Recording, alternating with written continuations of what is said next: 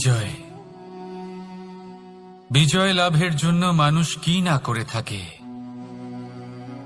যে কোনো সম্ভাব্য প্রচেষ্টা করে, কিন্তু নিজের বিজয় লাভের জন্য বাজিতে যা ইচ্ছে তাই রেখে দেওয়া কি উচিত কাজ? কখনোই নয়। নিজের হারানো সম্মান, নিজের হারানো সম্পত্তি, নিজের হারানো অধিকার ফিরে পাওয়ার শুধু একটাই পথ রয়েছে, আর তা হলো পুরুষার্থ, দ্রুতক্রিয়া নয়। যে মানুষ নিজেই হেরে গেছে, নিজেই নিজের জয়লাভ করার জন্য অন্য কাউকে কিভাবে বাজিতে রাখতে পারে? এ হলো সম্পূর্ণরূপে অনুচিত। অনেক সময় অনেক ধন লাভ করার জন্য, অনেক সম্পত্তি লাভ করার জন্য আমরা নিজের আসল ধন, আমাদের আপনজন, তাদেরকে হারিয়ে ফেলতেও প্রস্তুত হয়ে যাই। এটা একেবারেই উচিত নয়। যত বড়ই সংকট আসুক না কেন, আমাদের আপনজনদের আমাদের সাথেই রাখা উচিত। নিজের বিজয়ের জন্য ওনাদের বাজি রাখা ঠিক নয়। এই ভুল কেউ একজন করেছেন, আপনি তা ভুলেও করবেন না। রাধা রাধা। নারী জন্মসূত্রে কারোর কন্যা, ধর্মসূত্রে কারোর পত্নী, আর কর্মসূত্রে কারোর মা। আমাদের মনে এই ছবি আঁকা রয়েছে একজন নারীকে নিয়ে, তাই না? একটা অতুলনীয় ভূমিকা রয়েছে নারীদের আমাদের জীবনে, আর নারী ছাড়া আমরা কিছুই নই। কিন্তু অধিকার, সেখানে আমরা একটা ভুল করে বসি। যখন নারী একজন কন্যা থাকে, যখন সে জন্ম নেয়, তখন তার ওপর অধিকার থাকে তার পিতার। আর তারপর যখন বিয়ে হয়ে যায়, তখন তার অস্তিত্বের উপর অধিকার থাকে তার স্বামীর। আর যখন তিনি মা হন, তখন নিজেই তিনি জীবনের সমস্ত অধিকার দিয়ে দেন তার সন্তানকে। কিন্তু আমরা কি কখনো এটা ভেবেছি, এই জীবন হলো তার নিজের? যে নারী সবার কল্যাণ করছেন, তার জীবনের অধিকারও তার কাছেই থাকা উচিত, তাই না? তার নিজের জীবনের সিদ্ধান্ত সে নিজেই নিতে পারেন, নিজেই নিজের ভাগ্যের রচয়িতা হতে পারেন। আর এর জন্য আমাদের নিজেদের পাল্টাতে হবে, দৃষ্টিভঙ্গি পাল্টাতে হবে। কারণ এই ধারণা সেটা আজ বা কালকের ব্যাপার নয়, এটা ঘটে চলেছে বহু বছর ধরে, আর চলতেই থাকবে যদি আমরা এটা না বদলাই। আর এটা তখনই সম্ভব হবে যখন আমরা নিজেদের মধ্যে পরিবর্তন আনব।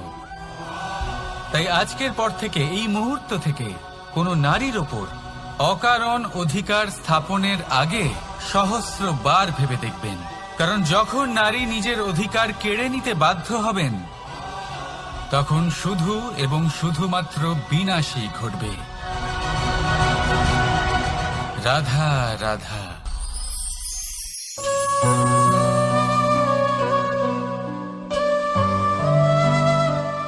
নারী, পুরুষরা যাকে নাম দিয়েছেন ত্রিয়া, কেন দিয়েছেন, কে দিয়েছেন, কেউ তা জানে না। কথায় আছে, পুরুষরা ভাবেন যে ত্রিয়া, ভাবেন একরকম, বলেন অন্য কিছু, আর করেন অন্য কিছুই। কিন্তু সত্যিটা কি এটাই? আসল সত্যি হলো এটাই যে ত্রিয়া হলো সেই চরিত্রহীন পুরুষ, আর কেউ নয়। সেই পুরুষ যারা নারীকে বলেন যে আপনি হলেন মা, আপনি হলেন দেবী, আপনি হলেন বোন। আর ভাবেন কি? ভাবেন যে এই নারী হলো আমাদের পায়ের ধুলো, আর কিচ্ছু নয়। আর কি করেন? ওনাদের মাথায়, ওনাদের খোপায় মালা পরিয়ে দিয়ে ভাবেন যে ওনারা হলেন তাদের পায়ের ধুলোর সমান। একজন নারীর সম্মান ভঙ্গ করেন, তাদের দাসী মনে করেন। ভুলবেন না, যত্র নারী আস্ত পূজ্যন্তে রমন্তে তত্র দেবতা। অর্থাৎ যেখানে নারীকে পুজো করা হয়, সেখানে ঈশ্বর বাস করেন। আর যেখানে নারীকে অপমান করা হয়, সেখানে ঈশ্বর এবং ভাগ্য এই দুই রুষ্ট হয়। মনে রাখবেন, যদি নারী কল্যাণকারী হতে পারেন, তাহলে নারী মহাচণ্ডী রূপও ধারণ করতে পারেন। যদি একজন নারী মাতা হয়ে জন্মদান করতে পারেন, তাহলে নারী মৃত্যু হয়ে বিনাশও করতে পারেন। যেখানে নারী অপমানিত হবেন, সেখানে মহান ভারতও মহাভারতের পথে অগ্রসর হতে পারে।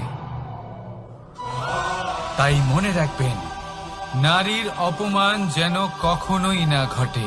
আর যদি কোথাও নারীর অপমান হয়, তার অর্থ হলো আপনার বিনাশ আপনার দিকেই আসছে। আর এটা হলো তার প্রথম পদক্ষেপের প্রথম পদধ্বনি। রাধা রাধা। যদি সন্তান কোনো দুষ্কর্ম করে, তাহলে সেই অপরাধ শুধু কি সেই সন্তানের? না, যদি সন্তান দুষ্কর্ম করে, তাহলে অপরাধী তার মাতা পিতাও, যারা পুত্রমোহর কারণে সেই অনুচিত কাজে তাকে বাধা দেননি। অপরাধী হলেন তার পিতামহ, যিনি নিজের কর্তব্যবোধের কারণে নিজের পরিবারের যত্ন নেননি, যিনি সন্তানকে কখনো শাস্তি দেননি। অপরাধী হলেন তার সেই গুরুও, যিনি নিজের শিষ্যের সেই দুষ্কর্ম দেখেও তাকে প্রতিহত করতে পারেননি। একজন হবু রাজার কর্তব্য হলো নিজের প্রজার কাছে সে যেন এক উদাহরণ প্রস্তুত করতে পারে।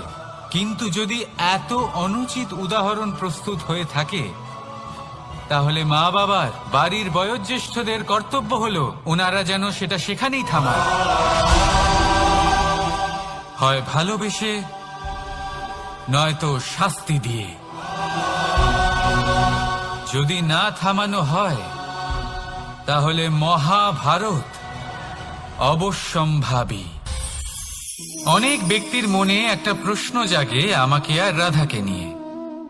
বলেন যে, না আমি আর রাধা একসাথে থাকি, না আমাদের বিয়ে হয়েছে। আমি এখানে দ্বারকাতে, ও ওখানে বর্ষণাতে, তাও এত ভালোবাসা কি করে? এ কেমন সম্পর্ক? আমি তাদের একটা সহজ কথা বলতে চাই। আপনি কখনো আয়নার দিকে দেখেছেন? নিজের দুই চোখের দিকে তাকিয়ে জিজ্ঞাসা করুন, এই দুই চোখ একসাথে কেন বন্ধ হয়, একসাথে কেন খোলে, একসাথে কেন ঘুমোয়, একসাথে কেন কাঁদে? আজীবন কোনো এক মানুষের সাথে সম্পর্ক রাখা অবশ্যই সম্ভব, তাদের সাথে দেখা না করে। আমার আর রাধার ভালোবাসাও কিছুটা এরকমই, আর কিছুটা এরকমই হয় ভালোবাসা দুই নয়নের মতো, যারা কখনোই মিলিত হবে না, কিন্তু চিরকালের জন্য একসাথে জুড়ে থাকবে। এই অনুভূতি নিঃস্বার্থ হয়, আর এই নিঃস্বার্থ ভালোবাসা আপনাকে আনন্দের পথে অগ্রসর করে। জীবনে সবসময় নিঃস্বার্থভাবে ভালোবাসুন, শুধুমাত্র আনন্দই পাবেন। তাহলে আসুন আমার সাথে নিঃস্বার্থভাবে ভালোবেসে বলুন, রাধা রাধা। মানুষ, কোন ব্যক্তির নির্মাণ হয় কিভাবে? কেউ বলবেন পঞ্চতত্ত্বের দ্বারা, কেউ বলবেন আত্মা, দেহ ও চেতনার দ্বারা, কেউ বলবেন ঈশ্বরের কৃপার দ্বারা, তো কেউ বলবেন এই প্রকৃতির পরীক্ষার দ্বারা। না, মানুষের নির্মাণ হয়ে থাকে বিশ্বাস দ্বারা।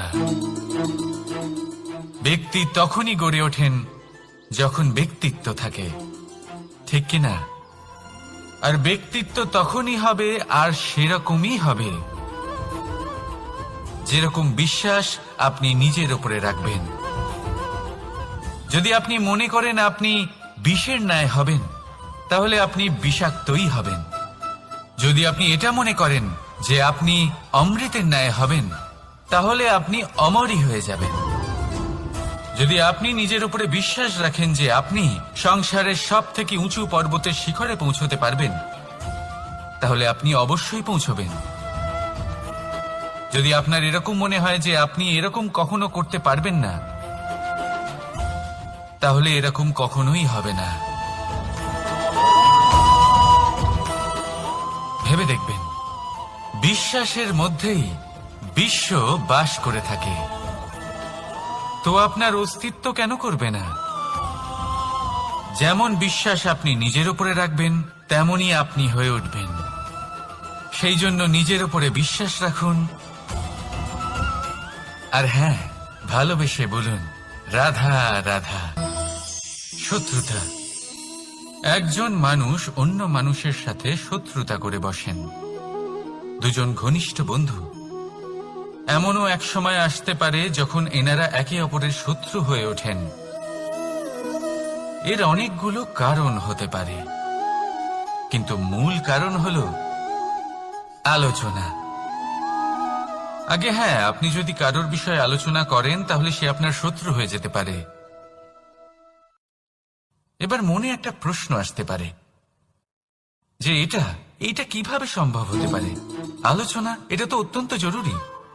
যদি আমি নিজের বন্ধুর খারাপ কাজের বিষয়ে আলোচনাই না করি তাহলে সে শুধরবে কি করে? এ কথা সত্যি যে আলোচনা আবশ্যক, কিন্তু তার থেকেও বেশি গুরুত্বপূর্ণ এবং আবশ্যক হলো আপনার এই সিদ্ধান্ত। সিদ্ধান্ত এটাই যে আপনার এই আলোচনা কোন স্থানে করবেন। যদি এটা সবার সামনে করবেন ভাবেন, তাহলে তা অপমানও হয়ে যেতে পারে। যদি এটা আলাদাভাবে করেন তাহলে তা পরামর্শ হয়ে যায়। অপমান কেউ স্বীকার করতে পারেন না, কিন্তু পরামর্শ সকলের ভালো লাগে। তাহলে যদি আপন কারোর জন্য ভালো কিছু চান, কাউকে শুধরে দিতে চান, আর আপনার মনে হয় আলোচনা আবশ্যক, তাহলে সর্বপ্রথম সময়, পরিস্থিতি আর স্থানের কথা মনে রাখবেন। নয়তো এই আলোচনা আপনাকে খুব ভোগাতে পারে। তাহলে আসুন আমার সাথে ভালোবেসে বলুন, রাধা রাধা। আপনার জীবনেও কি সমস্যা রয়েছে? অবশ্যই থাকবে। প্রত্যেকের জীবনেই সমস্যা থাকে। প্রত্যেক মানুষ জিজ্ঞাসাও করেন যে এই সমস্যা আসলে কি আর কেন আসে জীবনে। আপনাকে একটা কথা বলে দিই যে সমস্যা আসলে সেটা নয় যা আপনার পথে বাধা সৃষ্টি করে, বরং সমস্যা হলো সেটাই যেটা আপনি তখন দেখতে পান যখন আপনার একাগ্রতা আপনার পথ থেকে, আপনার লক্ষ্য থেকে সরে যেতে থাকে। আর এই সমস্যাগুলি দূর করার জন্য, এর সমাধান করার জন্য একটাই পথ আছে। নিজের সমস্ত ভাবনা আরো একবার একাগ্র করুন নিজের পথের দিকে, নিজের লক্ষ্যের দিকে। আপনার সমস্ত ভাবনা যদি কেন্দ্রীভূত হয় নিজের লক্ষ্যে, তাহলে এই সমস্যা দূরে থাকবে। যদি এরকম না হয়, যদি আপনার মন একটু অন্যদিকে চলে যায়, তাহলে এই সমস্ত সমস্যা আবার সামনে চলে আসে আর বাড়তেও থাকে। দেখুন, যেখানে আপনার লক্ষ্য রয়েছে, বান যদি সেখানেই চালাতে হয়, তাহলে দৃষ্টি তো সেদিকেই রাখতে হবে। তবেই তো আপনি সেই লক্ষ্য ভেদ করতে পারবেন। সেই জন্য মনে রাখবেন, সর্বদা লক্ষ্য রাখবেন নিজের পথে, সেই পথেই সামনে এগোতে থাকুন নিজের লক্ষ্যের দিকে। আপনি যত সামনে এগোতে থাকবেন এই সমস্যা তত পিছিয়ে যাবে। তাহলে আসুন আমার সাথে ভালোবেসে বলুন, রাধা রাধা। এই পাখিরা সত্যি খুব সুন্দর, আমার খুব ভালো লাগে। আপনি নিশ্চয়ই শুনে থাকবেন যে কিছু পাখির কাছে ডানা অবশ্যই থাকে, কিন্তু উড়তে পারে না। তারা চায় উঁচু আকাশে উড়ে বেড়াতে এবং মেঘেদের সাথে কথা বলতে, করতেই পারে না। এবার এই সংসারেও পাওয়া যায় ঘুড়িও। এদের মধ্যে না জীবন আছে, না প্রাণ আছে, আর না আছে ডানা, কিন্তু এরা আকাশের সাথে কথা বলে, হাওয়ার বেগের সাথে কথা বলে, আনন্দ করে, উৎফুল্ল হয়ে ওঠে। আকাশে জীবনের কিছু মুহূর্ত কাটায়। তার কারণ কি হতে পারে? কারণ হলো সুতো। এই সুতো যদি সঠিক হাতে থাকে, তাহলে এই কাগজের তৈরি ঘুড়িও আকাশের উচ্চতায় উড়ে বেড়াতে পারে। এবার এই সুতো আসলে কি? এই সুতো হলো আসলে ভালোবাসা, এই সুতো হলো আসলে বিশ্বাসের।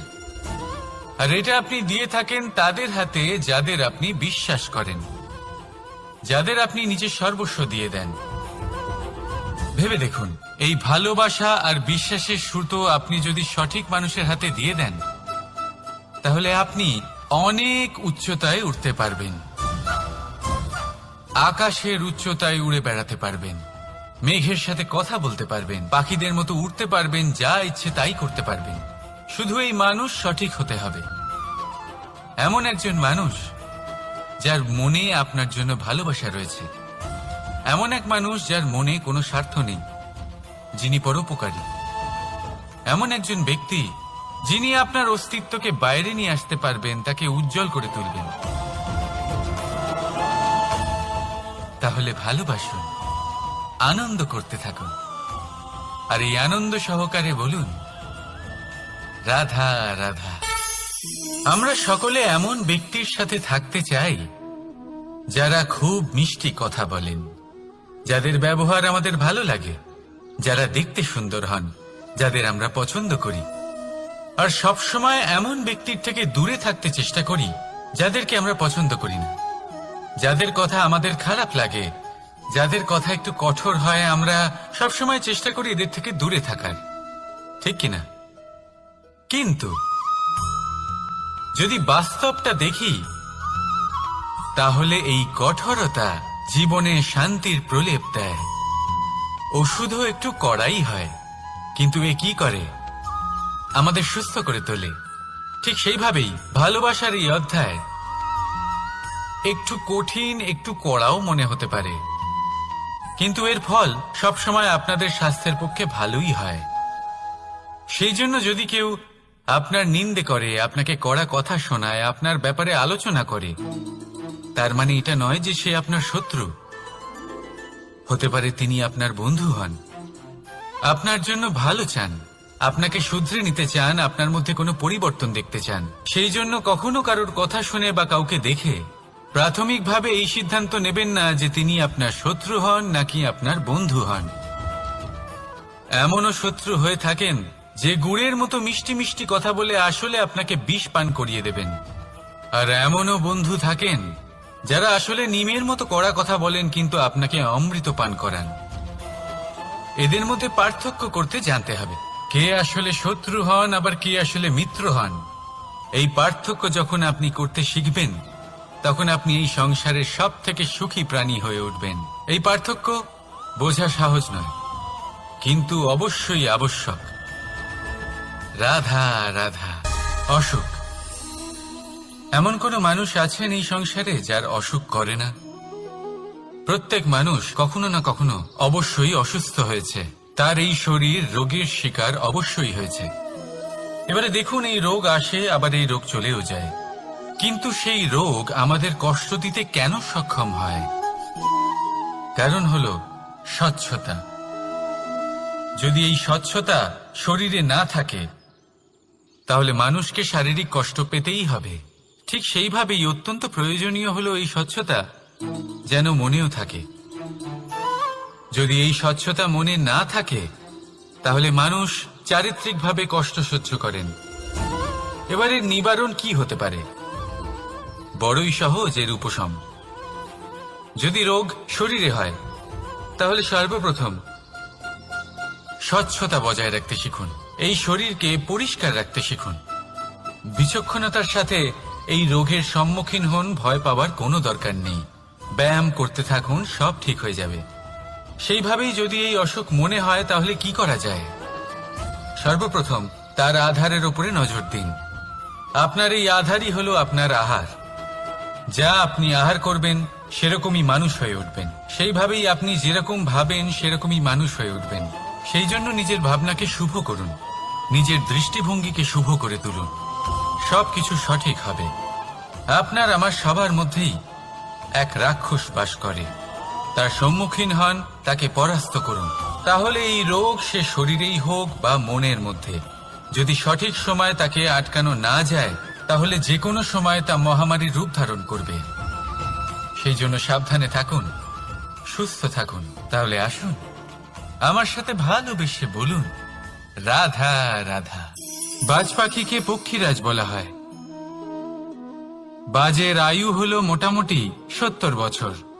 এবার 40 বছর হতে হতেই ওদের পালক লম্বা এবং ভঙ্গুর হয়ে যেতে থাকে, ঠোঁট বেঁকে যায়, ডানা ভারী হয়ে যায়, অর্থাৎ আগের মতো উড়তে পারে না, সেই শক্তি থাকে না। এবার সেই বাজ কি করবে? বাজ সব থেকে কঠিন নির্বাচন করে, নির্বাচন নিজের পুনর্স্থাপনার। সর্বপ্রথম একটা বিশাল পর্বতে যায়, একান্তে নিজের এক বাসস্থান তৈরি করে, আর তারপরে পাথরের সাথে নিজের ঠোঁট বারবার আঘাত করতে করতে সেই ঠোঁট ভেঙে ফেলে। তারপরে সে অপেক্ষা করে সেই ঠোঁট পুনর্নির্মাণ হওয়ার। তারপর সেটাই করে নিজের পালকের সাথে। তারপরে নিজের ডানা থেকে এক এক করে ভারী পালকগুলো ছিঁড়ে ফেলে দেয়। আর তারপর 150 দিনের এই যন্ত্রণা সহ্য করার পরে ও ফিরে পায় নিজের উড়বার অনন্য ক্ষমতা, সেই শক্তি। আর তারপরে ও জীবনের পরবর্তী 30 বছর বাঁচে। কি বুঝলেন আপনি? যদি ইচ্ছে শক্তি থাকে তাহলে একজন দুর্বলও শক্তিশালী হতে পারে। আপনিও এটাই করুন, নিজের অতীতের যন্ত্রণার বোঝাগুলিকে ত্যাগ করুন আর কল্পনার খোলা আকাশে উন্মুক্ত হয়ে উড়ে বেড়ান। নিজের পুনর্স্থাপনা করুন, তবেই সর্বশ্রেষ্ঠ হতে পারবেন।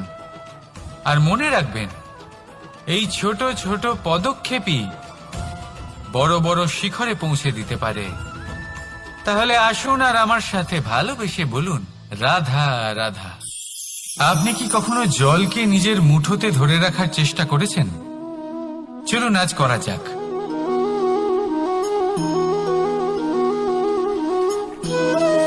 যদি আপনি নিজের মুঠো জোরে বন্ধ করেন, জল ধরে রাখতে পারবেন না। যদি আপনি তাকে এমনি বইতে দেন, তাহলে ও নিজের পথ নিজেই করে নেবে আর আপনার হাতেও থেকে যাবে। আমাদের জীবনও হলো কিছুটা এরকম, জলের মতো। নিজের পথ নিজেই করে নেয় এই জীবন। প্রত্যেক সমস্যার সমাধান নিজেই করে নেয় এই জীবন। তাই জীবনে যখন কোনো পরিস্থিতি আমাদের প্রতিকূল হয়ে থাকে, কিছুই হয়তো আমরা বুঝতে পারছি না, কিছুই যখন বসে থাকে না, তখন আমরা হতাশ হয়ে পড়ি, নিরাশ হয়ে পড়ি। আর এটাই করা উচিত নয়। শান্ত মনে দেখতে হবে যে এই জীবনে আসলে কি ঘটে চলেছে। কষ্ট সবাই ভোগ করেন। কষ্ট পেলে কেউ রেগে যান, রেগে গিয়ে পরাক্রম দেখান। এটাই তো করা উচিত নয়। শান্ত মনে সেটাই করতে হবে যা জীবন আমাদের শেখাতে চাইছে। জীবন আমাদের সব শিখিয়ে দেবে, শুধু মনে রাখবেন কখন প্রয়াস করতে হবে আর কখন আমাদের প্রতীক্ষা করতে হবে, সেটা আগে আপনাকে বুঝতে হবে। তাহলে আসুন আমার সাথে ভালোবেসে বলুন রাধা রাধা। বল, শক্তি, পরাক্রম এই সংসারের বিকাশের মূল। কিন্তু কখনো ভেবেছেন যে প্রকৃতি আমাদের এই বল, শক্তি, পরাক্রম কেন দিয়েছেন? যাতে আমরা জীবনে কারোর উদ্ধার করতে পারি, কাউকে সাহায্য করতে পারি, কারোর জন্য ভালো কিছু করতে পারি, কোনো গরিব অসহায় মানুষের জন্য কিছু করতে পারি। এই বল, এই শক্তির সদ্ব্যবহার করতে পারি। কখনো দেখেছেন এমন মানুষ যার কাছে অসীম শক্তি আছে, কিন্তু তার সাথেই অসম্ভব অহংকারও রয়েছে, যিনি নিজেকে সর্বশ্রেষ্ঠ বলে মনে করেন, খারাপ কাজও করেন। আপনি দেখবেন প্রকৃতি এবং মানুষ তাকে ভাঙতে সর্বদা চেষ্টা করেন। মনে রাখবেন, যতই সুবিশাল পর্বত হোক না কেন, তা যদি পথে পড়ে, তাকে ভেঙে পথ প্রশস্ত করা হয়। যদি আপনার কাছে বল থাকে, শক্তি থাকে, পরাক্রম থাকে, তাহলে তার সদ্ব্যবহার করুন, কাউকে সাহায্য করুন, কাউকে রক্ষা করুন। যদি আপনি আপনার শক্তির দুর্ব্যবহার করেন, তাহলে মনে রাখবেন আপনি নিজের বিনাশ নিজেই আমন্ত্রণ করছেন।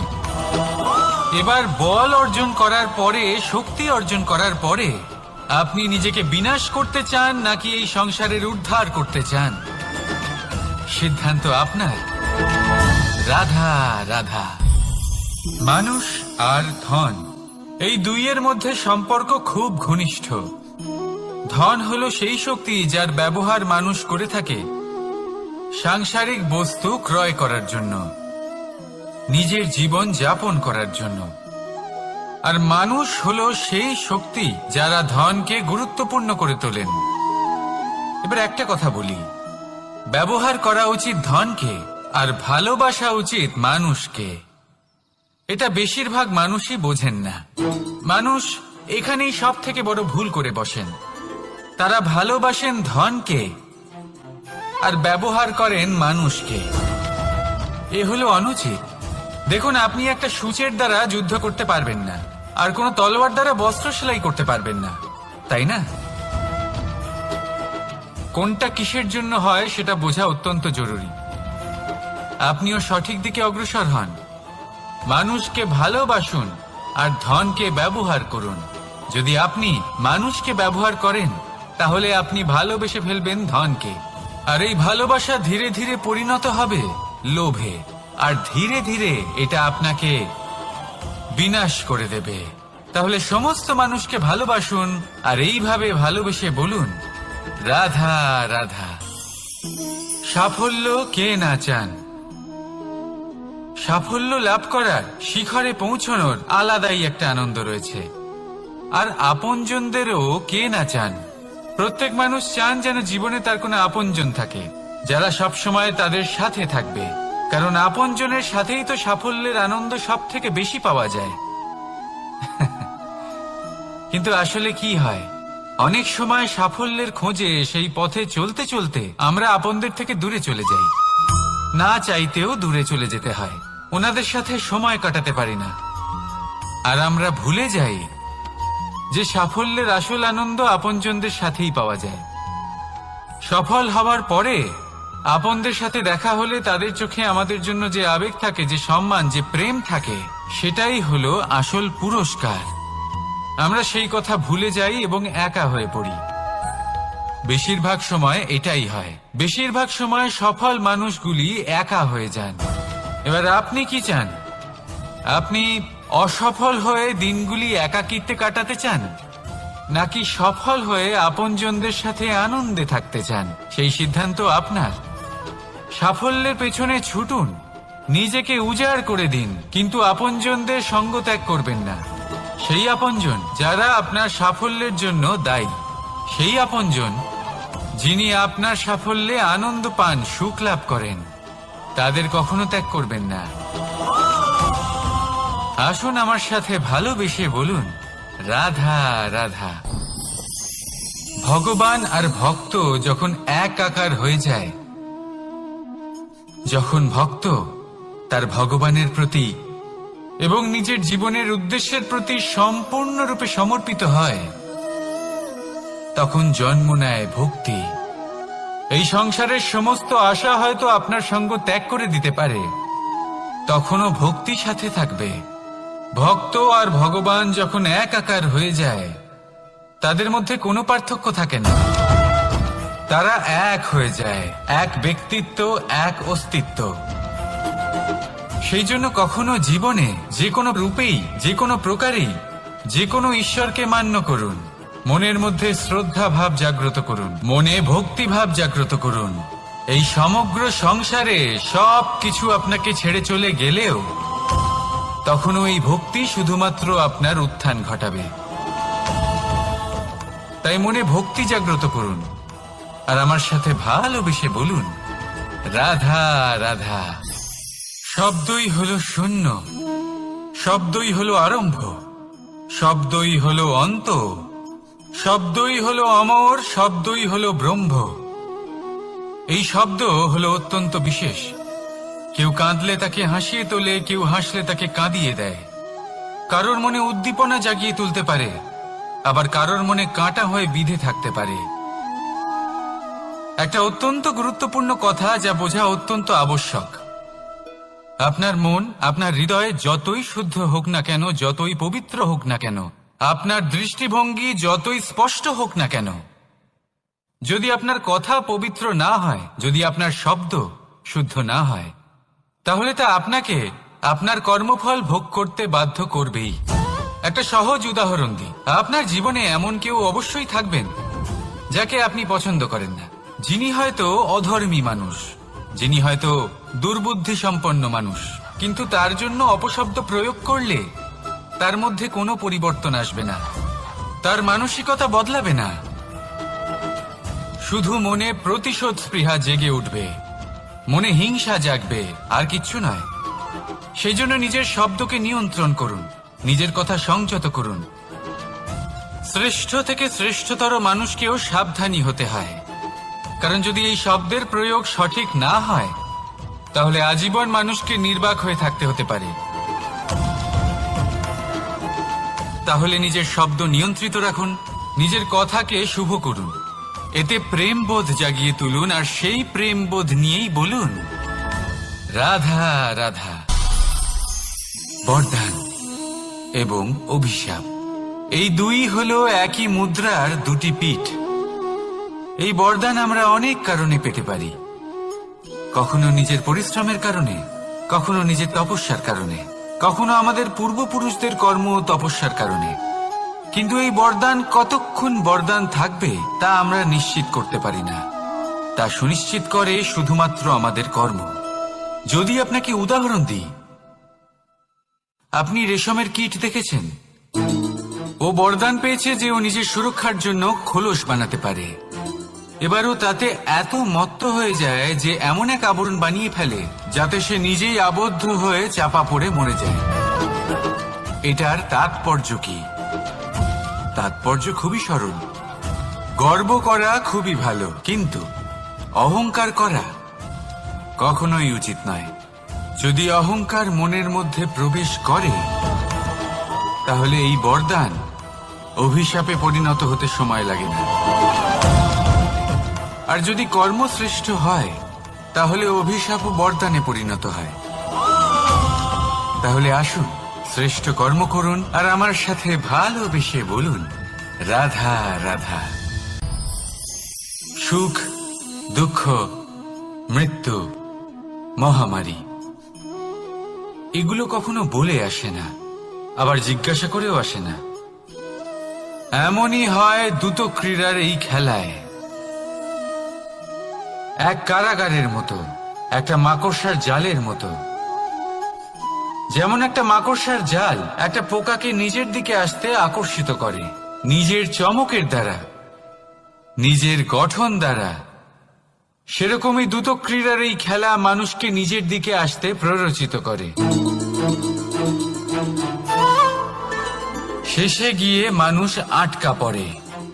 পার্থক্য শুধু এটাই, যখন এক পোকা এই জালে জড়িয়ে পড়ে তখন সে তার প্রাণ হারায়। মানুষ যখন এই দ্রুত ক্রীড়ায় আকর্ষিত হয়, সে নিজের মান, নিজের ধন সবকিছু হারায়, নিজের বিবেক হারিয়ে ফেলে। কিন্তু আপনি আপনার বিবেক কখনোই হারাবেন না। যদি আপনার মনে লোভ চলে আসে, আপনি লোভী হয়ে ওঠেন। যদি আপনি দ্রুত ক্রীড়ার এই খেলায় আটকা পড়েন, তাহলে মনে রাখবেন, এই খেলা থেকে ফিরে আসা প্রায় অসম্ভবই বলা যায়। নিজের বিবেক কখনো হারাতে দেবেন না, কারণ বিনাশ আসার প্রথম লক্ষণ হলো বিবেকের বোধ চলে যাওয়া। এই প্ররোচনায় কখনো পা দেবেন না। আর আমার সাথে ভালোবেসে বলুন রাধা রাধা। বিজয়, বিজয় লাভের জন্য মানুষ কি না করে থাকে, যে কোনো সম্ভাব্য প্রচেষ্টা করে। কিন্তু নিজের বিজয় লাভের জন্য বাজিতে যা ইচ্ছে তাই রেখে দেওয়া কি উচিত কাজ? কখনোই নয়। নিজের হারানো সম্মান, নিজের হারানো সম্পত্তি, নিজের হারানো অধিকার ফিরে পাওয়ার শুধু একটাই পথ রয়েছে, আর তা হলো পুরুষার্থ, দ্রুত ক্রীড়া নয়। যে মানুষ নিজেই হেরে গেছে, নিজেই নিজের জয়লাভ করার জন্য অন্য কাউকে কিভাবে বাজিতে রাখতে পারে? এ হলো সম্পূর্ণরূপে অনুচিত। অনেক সময় অনেক ধন লাভ করার জন্য, অনেক সম্পত্তি লাভ করার জন্য আমরা নিজের আসল ধন, আমাদের আপনজন, তাদেরকে হারিয়ে ফেলতেও প্রস্তুত হয়ে যাই। এটা একেবারেই উচিত নয়। যত বড়ই সংকট আসুক না কেন, আমাদের আপনজনদের আমাদের সাথেই রাখা উচিত। নিজের বিজয়ের জন্য ওনাদের বাজি রাখা ঠিক নয়। এই ভুল কেউ একজন করেছেন, আপনি তা ভুলেও করবেন না। রাধা রাধা। নারী জন্মসূত্রে কারোর কন্যা, ধর্মসূত্রে কারোর পত্নী, আর কর্মসূত্রে কারোর মা।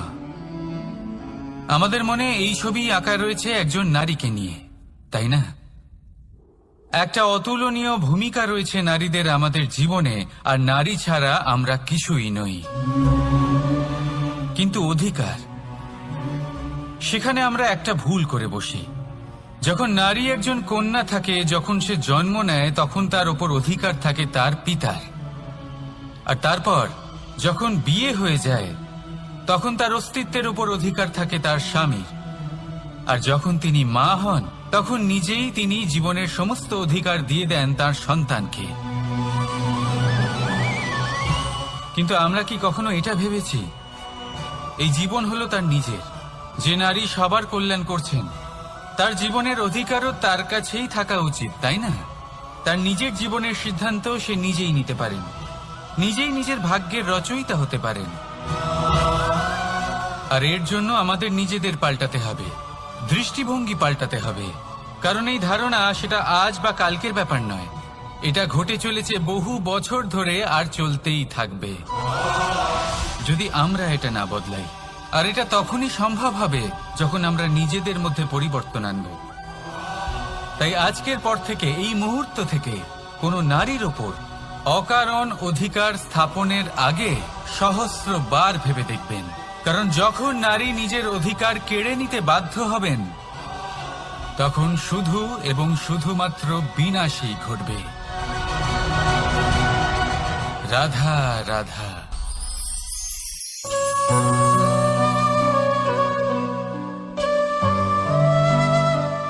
নারী, পুরুষরা যাকে নাম দিয়েছেন ত্রিয়া, কেন দিয়েছেন, কে দিয়েছেন, কেউ তা জানে না। কথায় আছে, পুরুষরা ভাবেন যে ত্রিয়া, ভাবেন একরকম, বলেন অন্য কিছু, আর করেন অন্য কিছুই। কিন্তু সত্যিটা কি এটাই? আসল সত্যি হলো এটাই যে ত্রিয়া হলো সেই চরিত্রহীন পুরুষ, আর কেউ নয়। সেই পুরুষ যারা নারীকে বলেন যে আপনি হলেন মা, আপনি হলেন দেবী, আপনি হলেন বোন। আর ভাবেন কি? ভাবেন যে এই নারী হলো আমাদের পায়ের ধুলো, আর কিচ্ছু নয়। আর কি করেন? ওনাদের মাথায়, ওনাদের খোপায় মালা পরিয়ে দিয়ে ভাবেন যে ওনারা হলেন তাদের পায়ের ধুলোর সমান। একজন নারীর সম্মান ভঙ্গ করেন, তাদের দাসী মনে করেন। ভুলবেন না, যত্র নারীয়াস্ত পূজ্যন্তে রমন্তে তত্র দেবতা। অর্থাৎ যেখানে নারীকে পুজো করা হয়, সেখানে ঈশ্বর বাস করেন। আর যেখানে নারীকে অপমান করা হয়, সেখানে ঈশ্বর এবং ভাগ্য এই দুই রুষ্ট হয়। মনে রাখবেন, যদি নারী কল্যাণকারী হতে পারেন, তাহলে নারী মহাচণ্ডী রূপও ধারণ করতে পারেন। যদি একজন নারী মাতা হয়ে জন্মদান করতে পারেন, তাহলে নারী মৃত্যু হয়ে বিনাশও করতে পারেন। যেখানে নারী অপমানিত হবেন, সেখানে মহান ভারতও মহাভারতের পথে অগ্রসর হতে পারে। তাই মনে রাখবেন, নারীর অপমান যেন কখনোই না ঘটে। আর যদি কোথাও নারীর অপমান হয়, তার অর্থ হলো আপনার বিনাশ আপনার দিকেই আসছে। আর এটা হলো তার প্রথম পদক্ষেপের প্রথম পদধ্বনি। রাধা রাধা।